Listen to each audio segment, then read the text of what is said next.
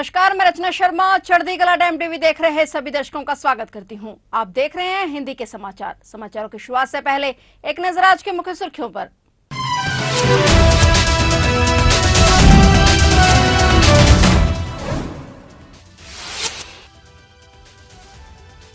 PM Modi की आज हरियाणा में बड़ी रैली। पीएम मोदी की आज दिल्ली और हरियाणा में चुनावी सभा। दोपहर में अंबाला और शाम को सोनीपत के दौरे पर पीएम।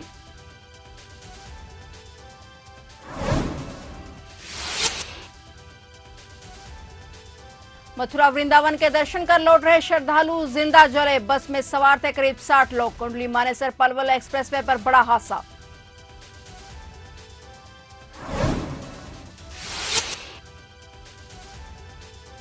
स्वाति मालीवाल के आरोपों पर आतिशी का पलटवार। आतिशी का बड़ा दावा। स्वाति मालीवाल भाजपा नेताओं के संपर्क में। मामले में जांच जारी।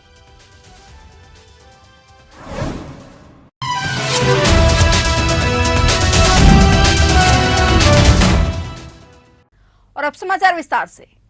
लोकसभा चुनावों के मद्देनजर बीजेपी के स्टार प्रचारक प्रधानमंत्री नरेंद्र मोदी इन दिनों बड़ी जनसभाएं करने में जुटे हुए हैं और एक बार फिर मोदी सरकार का नारा दे रहे हैं। इसी नारे के साथ आज पीएम मोदी हरियाणा में बीजेपी के प्रत्याशियों के लिए चुनाव प्रचार करने के लिए आ रहे हैं। प्रधानमंत्री नरेंद्र मोदी की आज 18 मई को हरियाणा और दिल्ली में चुनावी सभाएं हैं। इसके लिए वे सबसे पहले दोपहर को हरियाणा के अंबाला पहुंच रहे हैं और इसके बाद शाम को सोनीपत में चुनावी जनसभा को संबोधित करेंगे। हरियाणा के बाद पीएम दिल्ली लौटेंगे। उनकी शाम 6:30 बजे उत्तरी पूर्वी दिल्ली में जनसभा होगी। पीएम के अंबाला दौरे के दौरान उनके साथ बीजेपी के कई बड़े नेता पहुंच रहे हैं। वहीं हरियाणा के मुख्यमंत्री नायब सिंह सैनी सहित हरियाणा के कई दिग्गज मंच पर मौजूद रहेंगे। पीएम आज अंबाला से उम्मीदवार बंतो कटारिया के समर्थन में वोट की अपील करने आ रहे हैं। इस दौरान पीएम कार्यकर्ताओं को जीत का मंत्र भी देंगे। हरियाणा के नूह में कुंडली मानेसर पलवल एक्सप्रेसवे पर उस समय हाहाकार मच गया जब नूह से गुजर रही श्रद्धालुओं से भरी बस के साथ बड़ा हादसा हो गया। नूह से गुजर रही श्रद्धालुओं से भरी बस में भीषण आग लग गई। इस घटना में बस में सवार 9 लोग जिंदा जल गए जबकि 2 दर्जन से अधिक लोग बुरी तरह झुलस गए हैं। बताया जा रहा है कि बस में करीब 60 लोग सवार थे जो पंजाब और चंडीगढ़ के रहने वाले थे और मथुरा वृंदावन दर्शन कर लौट रहे थे। चलती बस में आग की लपटें देख स्थानीय लोगों ने पुलिस और फायर ब्रिगेड को जानकारी दी। फायर ब्रिगेड ने मौके पर पहुंचकर आग पर काबू पाया। बस में सवार पीड़ितों के अनुसार वे एक टूरिस्ट बस किराए पर लेकर बनारस और मथुरा वृंदावन दर्शन के लिए निकले थे जो कि हरियाणा के नूह के पास से गुजरते समय बस में अचानक आग लग गई।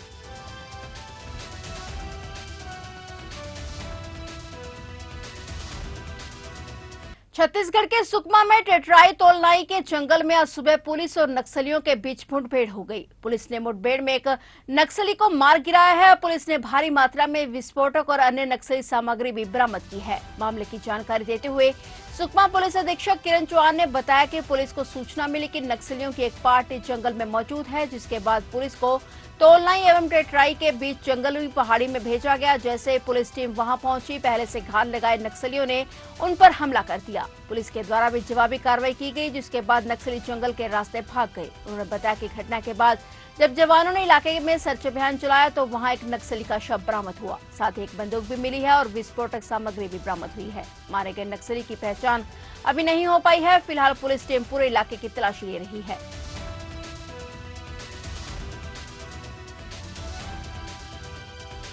आप सांसद स्वाति मालीवाल मारपीट मामले पर दिल्ली की मंत्री आतिशी ने कहा है कि स्वाति मालीवाल पर एंटी करप्शन ब्यूरो का एक भर्ती घोटाले का मामला चल रहा है। अब इस मामले में जांच चल रही है। ऐसा इसलिए लगता है कि भाजपा का ये जो फॉर्मूला है कि अलग अलग नेताओं पर केस करना, उसी फॉर्मूले को स्वाति मालीवाल पर इस्तेमाल किया गया होगा। उन्होंने कहा कि हमें विश्वसनीय सूत्रों से पता चला है कि पिछले कुछ महीनों से स्वाति मालीवाल लगातार भाजपा के नेताओं के संपर्क में है।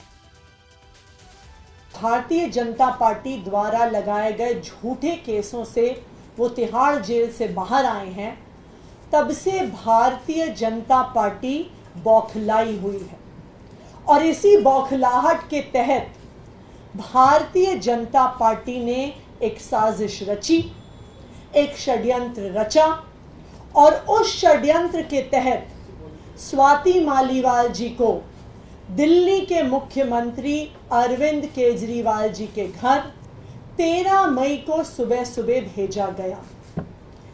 इस षड्यंत्र का इरादा था अरविंद केजरीवाल जी पर झूठे आरोप लगाना, स्वाति मालीवाल जी इस षड्यंत्र का चेहरा थी। स्वाति मालीवाल जी इस षड्यंत्र का मोहरा थी। स्वाति मालीवाल जी 13 मई को अनअनाउंस्ड, बिना अपॉइंटमेंट लिए मुख्यमंत्री आवास पहुंची। उनका इरादा था कि मुख्यमंत्री पर आरोप लगाया जाए, लेकिन मुख्यमंत्री जी उस समय अवेलेबल नहीं थे, उपलब्ध नहीं थे, इसलिए वो बच गए। फिर स्वाति मालीवाल जी ने विभव कुमार पर आरोप लगाए, लेकिन आज एक वीडियो सामने आया है, मुख्यमंत्री आवास के ड्राइंग रूम का वीडियो सामने आया है, और उस वीडियो ने स्वाति मालीवाल जी के झूठ को पूरे देश के सामने रख दिया है। स्वाति मालीवाल जी ने जो कंप्लेंट करी थी, ये दिल्ली पुलिस को की गई उनकी एफआईआर, और उस एफआईआर में शामिल फैक्ट शीट है। उस कंप्लेंट में स्वाति मालीवाल जी कहती हैं कि उनकी बेरहमी से मार पिटाई हुई, उन पर मुक्के मारे गए, घूंसे मारे गए, कि उनके सिर पर चोट लगी, कि वो उस पिटाई के बाद दर्द में कराह रही थी, उनसे बोला नहीं जा रहा था। वो पुलिस को बार बार कह रही थी कि मुझे मारा गया, मुझे पीटा गया। उन्होंने अपनी कंप्लेंट में लिखा है कि उनका सर टेबल पे लगा और उनका सर फट गया। उन्होंने लिखा है कि उनके कपड़े फाड़े गए, उनकी शर्ट के बटन फाड़े गए। ये सब कुछ स्वाति मालीवाल जी ने अपने आरोपों में कहा है, लेकिन जो आज वीडियो सामने आया है वो बिल्कुल इसके विपरीत सच्चाई दिखाता है। आज एक दूसरा वीडियो हम आपको दिखाने जा रहे हैं। ये सीएम आवास के गेट के सीसीटीवी की फुटेज का वीडियो है। ये भी स्वाति मालीवाल जी के झूठ को सामने रख देता है, क्योंकि अगर आप सबने ये एफआईआर देखी है जो स्वाति मालीवाल जी ने फाइल करी है, उसमें वो ये कहती हैं कि मुझ पर इतना हमला हुआ कि मैं चल नहीं पा रही थी, कि मैं बेहोशी की हालत में थी, कि मैं बैठ गई, कि मैं लंगड़ा लंगड़ा के चल रही थी, मैं दर्द से कराह रही थी।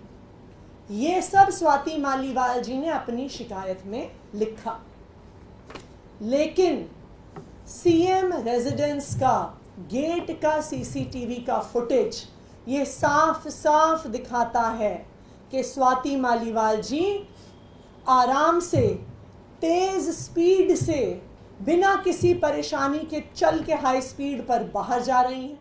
उत्तराखंड के चमोली जनपद अंतर्गत स्थित सिखों के पवित्र हिमालय तीर्थ हेमकुंड साहिब गुरुद्वारा की यात्रा आगामी 25 मई से शुरू होगी। इससे पहले जिलाधिकारी हिमांशु खुराना ने विभागीय अधिकारियों के साथ गांगरिया से गुरुद्वारा तक 18 किलोमीटर की दूरी पैदल चलकर मार्ग पर व्यवस्थाओं का निरीक्षण किया। उन्होंने अधिकारियों को निर्देशित किया कि हेमकुंड साहिब की यात्रा को सुगम और सुखद बनाने के लिए यात्रा से पहले पैदल मार्ग पर सभी व्यवस्थाओं को सुचारू किया जाए। हालांकि सेना के जवानों ने हेमकुंड साहिब मार्ग पर बर्फ हटाकर आवाजाही सुचारू कर दी है। वहीं यात्रा शुरू होने से पहले सभी व्यवस्थाओं को सुचारू किया जा रहा है।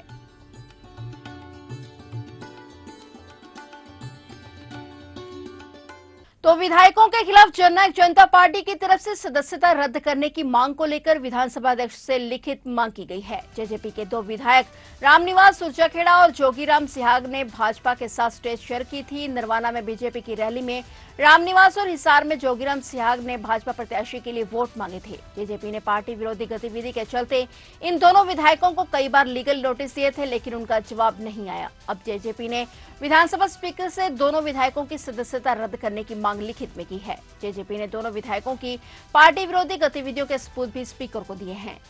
विधायक हैं, एक तो रामनिवास सुरजाखेड़ा जी हैं और दूसरे जोगीराम सिहाग जी। दोनों ने बीजेपी के कैंडिडेट के पक्ष में वोट मांगे हैं और उनकी स्टेज शेयर करी है।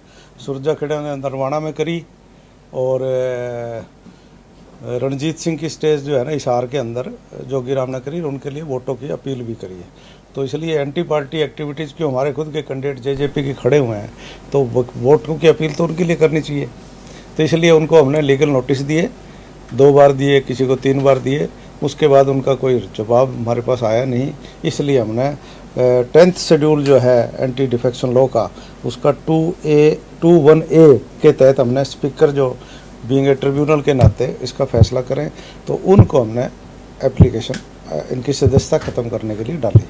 झारखंड मुक्ति मोर्चा ने राज्य के पूर्व मुख्यमंत्री हेमंत सोरेन की भाभी सीता सोरेन को 6 साल के लिए पार्टी की प्राथमिक सदस्यता से निष्कासित कर दिया है। जेएमएम ने बड़ा एक्शन लेते हुए सीता सोरेन को 6 साल के लिए पार्टी से बाहर कर दिया है। पार्टी के मुताबिक उन्हें पार्टी विरोधी गतिविधियों की वजह से निष्कासित किया गया है। 3 बार की विधायक सीता सोरेन 2009 में अपने पति दुर्गा सोरेन की मृत्यु के बाद से झामुमो की ओर से उनको अलग थलग करने और उपेक्षा करने का आरोप लगाते हुए 20 मार्च को नई दिल्ली में भारतीय जनता पार्टी में शामिल हो गई थी। भाजपा ने सीता सोरेन को मौजूदा सांसद सुनील सोरेन की जगह दुमका लोकसभा सीट से अपना उम्मीदवार बनाया है। सुनील सोरेन ने 2019 के चुनाव में झामुमो अध्यक्ष शिबू सोरेन को 47,590 मतों के अंतर में हराया था और दुमका निर्वाचन क्षेत्र में 1 जून को मतदान होगा।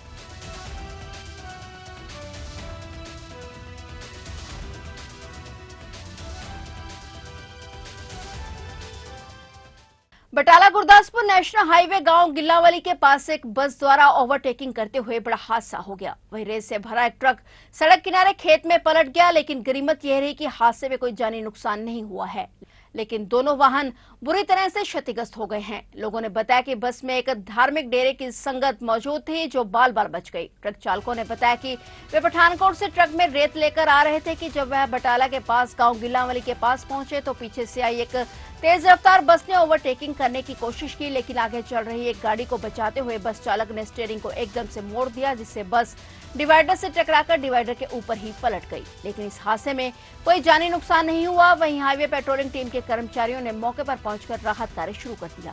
एक्सीडेंट इदा है कि अपना राउंड कट के आ रहे थे, सानू फोन आया कि अपना मल्लू द्वारे लगे एक्सीडेंट होया बस दे ट्रक का, जी कि अपना बस जी रॉन्ग साइड ही ते बस वाले की गलती ते बस वाला मौके ते अपना फरार हो गया। सर इको साइड तो दोने आ रहे इको साइड तो दोवें आ रहे थे। बस जी हैगी उहदे संगत ही ब्यास वालियां दी ते ओह बस वाले की गलती है ते ओहदे करके ओह जिहड़ी ट्रक जिहड़ा पलट गया। नुकसान बचाव होया जी, दोवां दा बचाव होया। ड्राइवर ते टिप्पर वाले ते माड़ी मोटी अपना रगड़ लगी है, बाकी बस वाले दा बचाव जी। पता कोई बस कित्थे जा रही सी? बस तो हुण लगदी स्कूल वाली आ ते उदां किंदे ही संगत ही विच संगत दा बचाव आ। ठीक है सर, इहदी फिर सट सुट केस लगी? नहीं सट सुट जी तो किसी नहीं लगी, सानूं फोन आया हैगा, असीं मौके ते आके सेफ्टी दित्ती जां कि होर कोई ट्रैफिक जिहड़ी डिस्टर्ब ना होवे जां होर कोई एक्सीडेंट ना होवे। इस करके असीं बस नूं अपना कोना लातियां, जिहड़ा साडा अपना फर्ज बनदा सीगा असीं पूरा कीता। लोकप्रिय टीवी शो तारक मेहता का उल्टा चश्मा में रोशन सिंह सोढी की भूमिका निभाने वाले मशहूर एक्टर गुरचरण सिंह जो 22 अप्रैल से लापता थे, वो अब घर लौट आए हैं। दिल्ली पुलिस ने अपहरण का मामला दर्ज किया था और अभिनेता की तलाश के लिए जांच चल रही थी। पुलिस के मुताबिक सोढी ने पूछताछ के दौरान अधिकारियों को बताया कि वह अपना सांसारिक जीवन छोड़ चुका है और धार्मिक यात्रा पर है। पुलिस ने कहा कि पिछले कुछ दिनों में वे अमृतसर और लुधियाना जैसे कई शहरों के गुरुद्वारों में रुके और लेकिन बाद में उसे एहसास हुआ कि उसे घर लौट जाना चाहिए। 22 अप्रैल को अभिनेता को दिल्ली से मुंबई के लिए उड़ान पकड़नी थी, हालांकि वह फ्लाइट में नहीं चढ़े और लापता हो गए। इसके बाद उनके पिता हरजीत सिंह ने 26 अप्रैल को गुमशुदगी की शिकायत दर्ज कराई थी। जांच के दौरान एक पुलिस अधिकारी ने बताया कि सिंह की वित्तीय स्थिति ठीक नहीं है क्योंकि उन पर कई ऋण और बकाया थे। बहरहाल करीब 25 दिनों के बाद एक्टर रोशन सोढी घर लौट आए हैं, जिससे उनके परिवार में खुशी का माहौल है।